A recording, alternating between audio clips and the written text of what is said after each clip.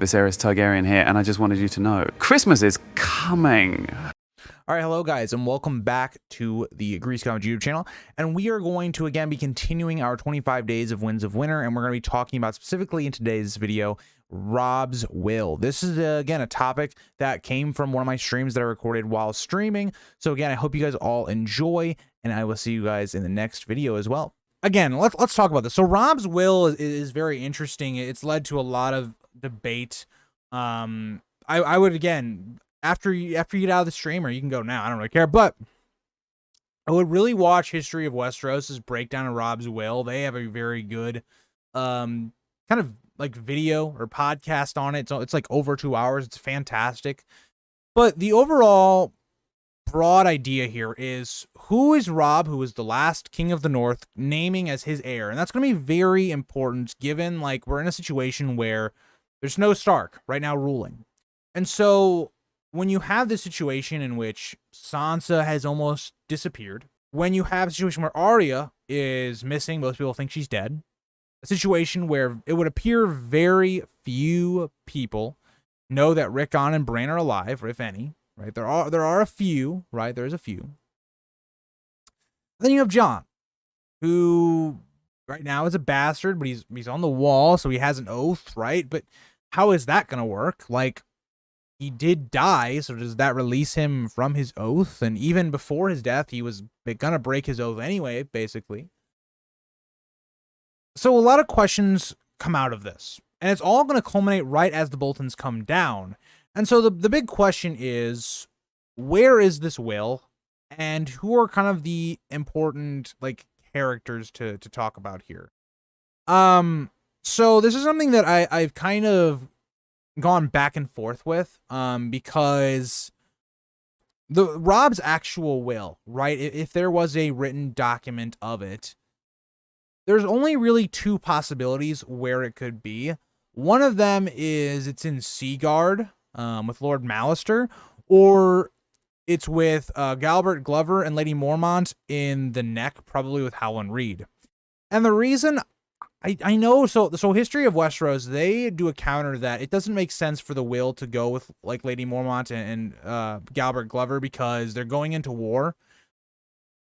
But at the same time, when you look at if there is going to be a reveal of Robb's will, I think it makes the most amount of sense to be in the Neck, because that's where the culmination of the story is going. Because you have to think, like, as soon as we reach Howland Reed, it's going to be a whole thing where, once again, Jon's parentage is going to get revealed. And so having Robb's will there also makes sense. Now, the counter argument to that is, do we need a physical will, right? We have two people that know the contents of the will with Howland Reed there. So would you then just go off that? But my point there would be, okay, well, now people can still say, we can dispute it, right? Like, it's just two people. They seem very honorable and such, and maybe the North would take a little bit more acceptance of that, but I don't know. I think it makes more sense for them to have the will. And I think you look at those two specifically, they were going into the Neck, a relatively safe area for the Stark supporters. They weren't really going to be involved in the actual main battle. I don't know, but at the same time, I also see why Robb would send his will with Catelyn and Lord Mallister, because you're going to Seaguard, pretty protected castle. It would make sense you put it with Catelyn, but at the same time, does it? Like there's so many things to rationalize with Robb's will, right? Is that at the same time, Catelyn, if we're going off of what I believe and what I think most of the community believes, that Jon was legitimized and or made the heir, you wouldn't want to leave that with Catelyn, because Catelyn doesn't really support that. And so Lady Stoneheart's a whole nother part of Robb's will, because where do we go with that, right? Because Lady Stoneheart / Catelyn knows what was on this will, right? And as, again, Josh points out, there are other people. It's just they're not as relevant to the story as of right now. Like people like Jon Umber, Lord Edmure. Those people, they were present and they signed the will, but the problem is, like, they're not as relevant to the story at this point when it comes to Robb's will, because they're not up in the North. They're not with that plot. Now, they could by the end. So if you want to make the argument that, yes, you know, you'll have more people than just Lady Mormont, more than Galbert Glover, you'll have Edmure there as well, and and Jon Umber, that makes sense, right? You could have a bunch of people, and then maybe the North would just say, okay, that's a lot of respectable people, a lot of, very honorable, honest people that are confirming this. Okay. So that could be a possibility, right? So that's kind of the first part of this is like, where is the will? I tend to believe it's in the neck. I think other people tend to believe it's in Seaguard. I think all that makes sense. I think both of those make sense, right? So the next part of this would be then, okay, with that, what is the significance of it, right? And what are people going to do? Why hasn't this like come out yet? And one, you look at half the people are either dead or have been captured due to the Red Wedding. Especially when you look at Lord Malister, he's basically been in his castle this entire time. Okay. You also look at if the news reaches Howland Reed, well, what's he going to do about it? It's not like they have an army. And what are they going to do if they just pronounce this stuff? The Boltons are going to come over with the phrase and, siege them or try to attack them. Like, there's a perfect moment you have to wait for if you're the faction in the neck right now. And so that all kind of adds up to this circumstance in which I think makes the most logical sense for Robb's will. Is coming in when all of our forces in the North are retreating. And this is why I think the end of Winds, the beginning of Dream makes the most amount of sense. Because we're going to find all these characters towards the ending part. And another facet of this that it's just another thing is like, what is Bran going to know, right? Like can Bran also with his little wizard powers going to be able to test that, yeah, this is what happened, right? Like with Robb's will, we don't know the extent of what his powers work. Does he have to be around a tree? Or had a tree have to be around to see it, which probably had to? Does Bran know anything about Jon's like parentage? So there's a lot of questions that we're going to have about that. And so that all adds up. And so I think we get to this point where Robb's will is kind of seen as just something else to justify why Jon becomes the leader of the Northern Coalition. Because Jon isn't necessarily going to need the will to legitimize him if, like, Rhaegar and Lyanna actually were legit. Because then it would be like, okay, he's a legit son of Rhaegar and Lyanna. Right? Again, that's assuming that they married or did something, right? If that doesn't happen and that he just is the son of Rhaegar and Lyanna, then Robb's will actually means a lot more. Like, legitimizing him to an actual full-blooded Stark is actually quite significant. And so you have a lot of these things culminate, and then you also have the idea that Howland Reed is going to be able to tell who the parents are. So I think a lot of that culminates really well with Robb's will. Other things that are going to be interesting here is like, what does Stoneheart think about Robb's will? Right? Like, what does she think about it? Because if this is what Robb said, and that's what he wrote down, you would maybe think that Stoneheart would honor her son's last wishes. But also, this isn't like Catelyn anymore. Like, this is something entirely different. And some of the other parts of this that become even more sketchy is that Robb wrote this, given that Rickon and Bran were dead, Arya was probably dead, and Sansa was married to Tyrion. Well, okay. Is there a clause in there where it says if one of these other people are found, they come next? Maybe, but maybe there's a clause in there where it's like, okay, if Bran or Rickon's found, they're the Lord, but they need somebody over them because of how young they are. Like, there's a lot of things in there that are just interesting that we just do not know yet. And so I would speculate that Stoneheart, given the situation, would maybe honor Robb, but here's the thing, right? We also know that Lady Stoneheart is finding out that Arya is alive, right? Like she's been looking for Arya. So given that she initially, counters that we don't know that Arya is dead to Robb and maybe to just name Arya, maybe she tries to crown Arya. And that Arya sees this and says, this is not what I want, right? Her whole arc is not, she doesn't want to be a lady. She doesn't want to be, lord of a castle or one of those things, right? And so it could be her in this, again, how I've theorized, and we'll talk about this and the Revenge Red Wedding stuff that we'll be talking about later on, is that maybe she's the one that gets the crown from Lady Stoneheart and fills out what Robb's initial will was. Maybe Arya finds that out from Stoneheart. and that she is the one to deliver the crown to Jon. Maybe that's like her main reason for going north, instead of just having it between, killing Cersei, for instance, and, going back and seeing her brother Jon.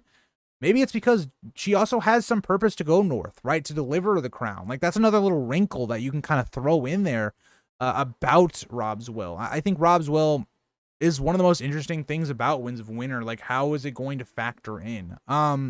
Does Robb's will making Jon a Stark and Lord of Winterfell override the claim his possible children with Jane Westerling has, assuming you believe she is pregnant in the Winds prologue? So that's an interesting point, right? Because I would assume that Robb was actually putting off making this will because of that exact reason, right? Robb wanted Jane to get pregnant, right? So that maybe he didn't actually have to write this will, right? Or even given that situation, he could put in a clause, right? Any of those children with Jane, they would come first. But the big problem here is that Robb at this point doesn't believe that Jane is pregnant, or Jane has at least not told him that she is pregnant. And the other big part of this is like, Jane gets left at Riverrun, right? But Robb was not going to come back to Riverrun to see her again, right? So he was going back up to the Reclaim the North. So at this point, I would assume that Robb in this will has nothing about his future children with Jane. Because at this point, I don't think he believed that he had any children with her. So I think that's actually very relevant. That makes it's a good point to bring up, Jack. Jon Umber will be freed after the what? Yeah, I agree. I think the big question will be, like, will he be at the neck when all this all goes down? Like, because he could add his voice to that signing as well. I think the importance of the will is going to be symbolic to Jon to make him want to fight again after coming back from death. I mean, I think that's definitely possible. Like this is the thing, right? If Robb names Jon his heir, I think Jon will accept it much more than he would from someone like, for instance, Stannis offering him, right? Because the difference there is, like, Robb is wanting him to take on the responsibility of ruling the North. And that's something that a brother is asking a brother, whereas Stannis had a lot of conditions, And so I do think that that's also another good point. Like, I think at this point, Jon is going to be struggling with figuring out what his purpose is, right? And I think that's going to be another thing, is like, Jon himself, I don't think is going to want to be Lord of Winterfell. He just got done being named Lord Commander, and his own men killed him because of it. So I think he's going to need that extra push from something to want to be king of the North and the Riverlands or whatever. That's another thing, right? We didn't even talk about. Like, you would have to assume that Robb also made it to where it's not just the North, it's also the Riverlands as well, given that some of the witnesses are from the Riverlands, right? Edmure apparently signed this will. Lord Mallister apparently signed this will. So that's a lot of power that Jon is going to wield. And something that I find very fascinating kind of about Robb's will is, like, the debate of should Robb have made Jon the heir. Because in a lot of ways, right, Catelyn is right, but she's wrong because she doesn't really understand, like, she is doing it from a clear bias. We know she's actually right, but not because of the information she knows. As readers, we know that Arya is still alive. We know that Bran and Rickon are still alive. Catelyn does not know that information, right?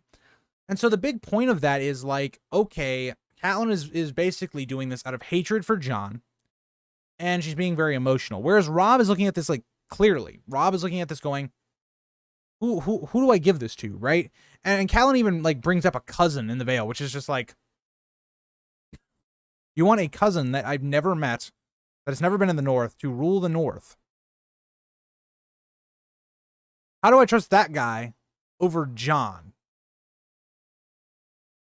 Yeah, so, like, in the moment, and given the information all the characters know, Robb is correct, but, like, given the reader's knowledge, Catelyn is correct. It's such a weird, interesting moment that I love that George does. I think if Jon becomes a Stark Lord of Winterfell post-resurrection, we will lose him as a POV character, a bit like how we lost Cat as a POV after. Yeah, I agree, Jack. Like, this is something I have talked about quite a lot. I really enjoy that. Like, some people were wondering, like, why I didn't put Jon in my top 10 POVs, and it's because I am not certain Jon is going to be a POV, right? Like, if he is, then yeah, he'd be in my top 10, but I am not sure he's going to be. Could Stoneheart intercept the will? So this is interesting.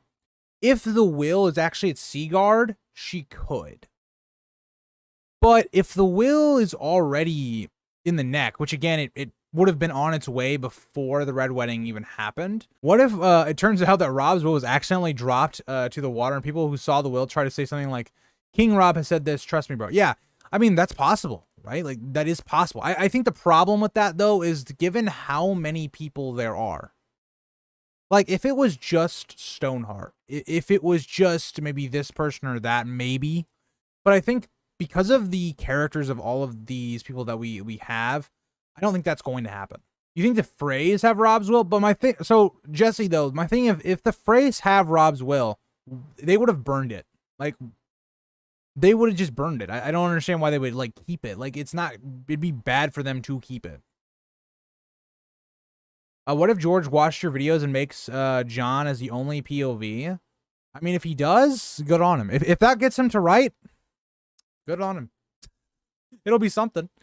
But yeah, about Jon's parentage, I actually would feel quite the opposite, right? Because I would actually enjoy seeing other people viewing Jon's actions. We get a little bit of a taste of this, right? Like, Samwell 1 in A Feast for Crows is quite literally this exact thing. Even, I guess, Sam's whole POV after he leaves the wall is literally this. Jon makes some decisions that seem kind of questionable, right? Splitting Gilly from her baby. Having Maester Aemon go on this journey that was bound to kill him. Like, these are all decisions that Sam has to rationalize and kind of understand why Jon did it. And even then, he still feels very spiteful and angry towards Jon. Those are all things I really like. Right? I really like seeing Jon through other people's eyes because it's perfect foreshadowing as to why Jon eventually dies by the end of the next book.